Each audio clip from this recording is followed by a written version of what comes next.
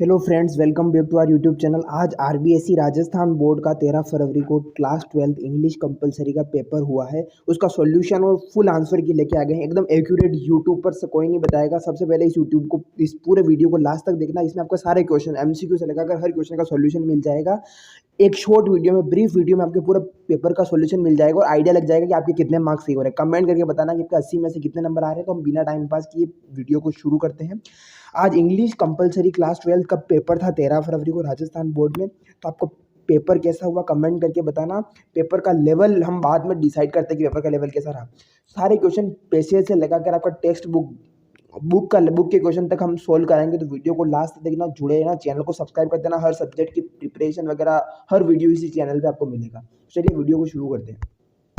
Senior secondary examination English compulsory का आज exam हुआ है।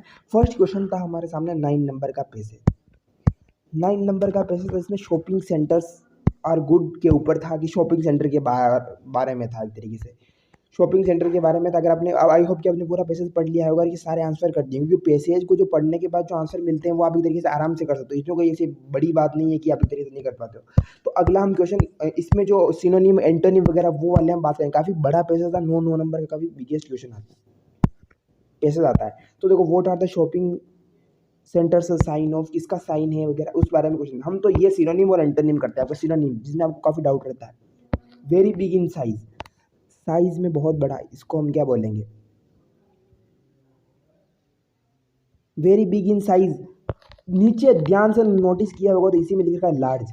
यही इसका आंसर था कि अगर आप पैसेज बड़ा होगा तो लार्ज, लार्ज का मतलब है बहुत बड़ा। तो वेरी बिग इन साइज का मतलब हो जाएगा लार्ज। तो इसमें लार्ज हो जाएगा। Very large and thickly populated cities, यानी कि जो बहुत बड़ी सिटी है और जो बहुत, जहाँ पर बहुत ज़्यादा लोग निवास करते हैं, उनको क्या कहेंगे? तो यहाँ पर आप एक तरीके से उनको मेट्रोपोलिस बोलते हैं। यहाँ पर कहीं दिया होगा। सो आई होप कि आपने मेट्रोपोलिस एक तरीके से किया होगा। ये देखो, ये लिख रखा है मेट्रोपोलिस। मेट्रोपोलिस का मतलब बहुत, एक तरीके से लग्जरी सिटी जहाँ पर बहुत सारी जनसंख्या निवास करती है। तो metropolis very big in size का हो जाएगा लार्ज। और एक बार हम जिसका देखते हैं, और प्लेस वेयर बर्ड्स और animals are protected from being hunted, मतलब ऐसा स्थान जहाँ पर जानवरों और पक्षियों को सुरक्षा की। ये रहा सेंचुरी, लास्ट में देखा एनिमल सेंचुरी। तो वाइल्ड लाइफ जो सेंचुरीज होती है, पार्क है, जू तरीके से वाइल्ड लाइफ सेंचुरी। इसमें आपको सेंचुरीज लिखना है। क्या लिखना है? Sanctuary, animal sanctuary. तो इसमें आपका, अगर आपने एनिमल सेंचुरी लिखा है तो आपको 1 नंबर पक्का है। एनिमल सेंचुरी अगर आपने लिखा है। Very large and thickly populated cities में अगर मेट्रोपोलिस लिखा है तो आपका एकदम correct. Very large in size, इसमें ही दे रखा है large. Very big in size मतलब लार्ज।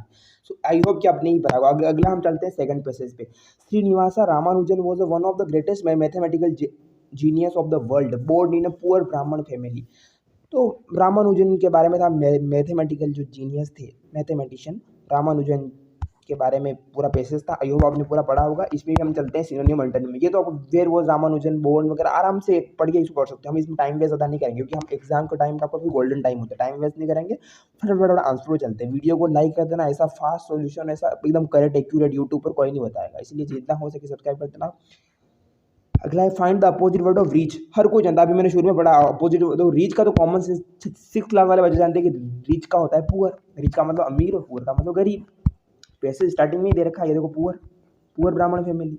तो पुअर का मतलब होता है गरीब। सो रीच का अपोजिट हो जाएगा गरीब। और अगर आप पूरा same word from inspired, inspired का मतलब होता है मोटिवेट। इस अगर इसमें मोटिवेटेड दिया है तो मोटिवेट होगा, मोटिवेशन होगा। इंस्पायर्ड का मतलब होता है किसी पे मतलब प्रोत्साहित एक तरीके से करना, इंस्पायर हुआ मतलब एक तरीके से इंस्पायर होना, यानी इनकरेज एक तरीके से इसका हो जाएगा। ये इनकरेज रहा, देखो इनकरेज का मतलब है प्रोत्साहित करना है। सो इनकरेज एक तरीके से। अगर रीच का हो जाएगा पुअर, अगर आपने रीच में पुअर भरा है। और एक तरीके से इंस्पायर्ड में अगर आपने इसमें मोटिवेटेड दिया होगा या फिर तरीके से मोटिवेशन दे रखा है तो वो सही होगा। अगर नहीं देगा तो इनकरेज एक तरीके से करेक्ट हो जाएगा। तो अगर आपने इनकरेज भरा है, इसमें पुअर भरा है, तो आपको 1-1 नंबर कंप्लीट है, पक्के हैं एक तरीके से। Section B, writing section. मैंने इंग्लिश का सारा एक तरीके से पेपर बताया था, पेपर उसी में से आया है पूरा का पूरा। यू आर अमित या Amita, the sports secretary of government senior secondary school Dausa.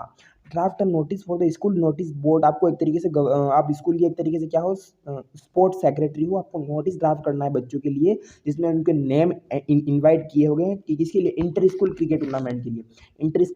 Inter school cricket tournament के लिए मैंने बताया था, क्रिकेट टूर्नामेंट, फुटबॉल टूर्नामेंट का कोई सा भी एक तरीके से नोटिस आए तो ड्राफ्ट वही है, बॉक्स बनाना वगैरह। आई होप आपने अच्छे से कर दिया होगा, बहुत ईजी था। Your friend Rahul has invited you to attend the wedding ceremony of his sister at Udaipur.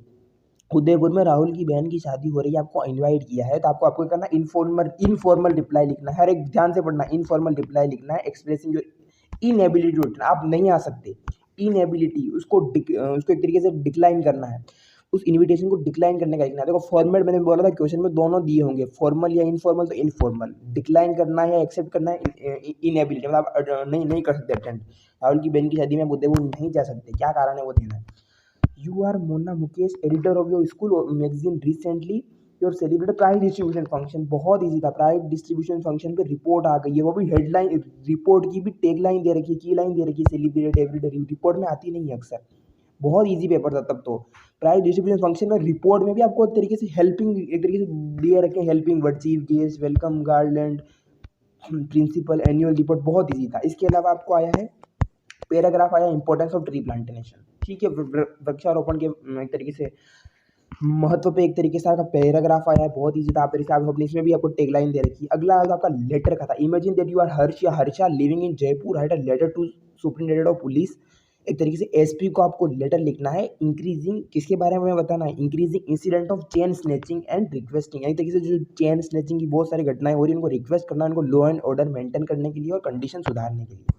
या फिर आप एक तरीके से ज्योति जयेश हो, कोटा में रह रहे हो, आपको पोस्ट ग्रेजुएट, आप इंग्लिश में you are a post graduate, आप एक तरीके से अपने पीजी आपने एमए कर लिए इंग्लिश विद बीएड डिग्री के साथ कर लिए। अब जॉब एप्लीकेशन लिखनी है प्रिंसिपल आदर्श सीनियर सेकेंडरी स्कूल को कि आप मुझे अप्लाई कर दो, आपकी पोस्ट खाली है लेक्चरर की इंग्लिश में, तो मुझे अप्लाई करो। आपको सीवी भी लगाना है, सीवी रिज्यूमे लगाना है।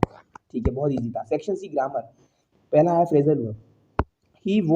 ही वॉज ब्रोटअप बाई हिज, अच्छा बहुत ईजी, ब्रोटअप बहुत कम, उसको उसकी आंटी ने पाल पोस कर बड़ा किया है। ब्रोटअप का मतलब था लालन पालन करना, बहुत ईजी था। When do you get up, वो ये भी बहुत ईजी, गेट अप तुम सुबह कितने बजे उठते हो। द फायर एट मिडनाइट, आग रात में फैल गई तो ब्रोक आउट हो जाएगा, बहुत easy.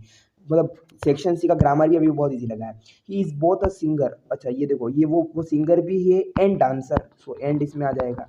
And I know where he lives, okay, Vinita is taller than Shweta, बहुत इजी। दो और क्वेश्चन तो बहुत इजी, आपको टिक करना, आपने क्या क्या भरा है, कुछ भी गलत भरा हो तो कमेंट करके बता देना, बहुत इजी एक तरीके से आया है अभी तक तो। combine each set of sentences into one sentences as directed। he took a paper, he wrote a letter। उसने क्या किया, उसने इन्फिनिटी बनाना, इन्फिनिटी मैंने पढ़ा है, इन्फिनिटी और पार्टिसिपल दोनों आ गए। इन्फिनिटी का मतलब टू लगाना है। he took a paper to write a letter, written, he took a paper to write letter, उसने पेपर लिया लेटर लिखने के लिए। She finished her work, participle ING लगाना है। फिनिशिंग इज वर्क, क्या बना होगा, finishing is work, she went to sleep. Very easy synthesis. किस बात का डर था।